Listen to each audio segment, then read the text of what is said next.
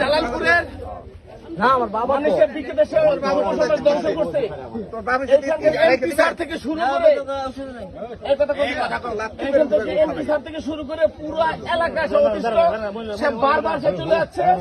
আজকে সকালে আমরা আপনাদের সকলের সহযোগিতা তাকে আমরা ইয়াবা সহ 73 পিস ইয়াবা সহ আমরা তাকে গ্রেফতার করতে সক্ষম হয়েছি। সে যতবার আমরা মামলা দিব, মামলা থেকে আসবে আবার ধরবো, আবার দিব, একটা পর একটা দিতে থাকবো।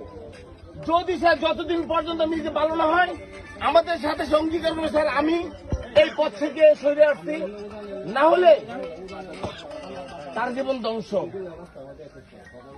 ইতিপূর্বে তার বাড়িতে একজন লোক মাদক সেবন করতে গিয়ে আমাদের পুলিশ হামলা দিলে হার্ট অ্যাটাকে মারা যায়, পর ওই নিয়ে ভয় কেউ ধরে নাই।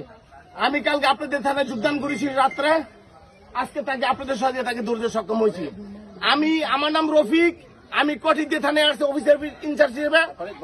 আমি যতদিন থাকবে কঠিতে মাদক হারাম। সবাই আপনারা আমাকে সহযোগিতা করবেন।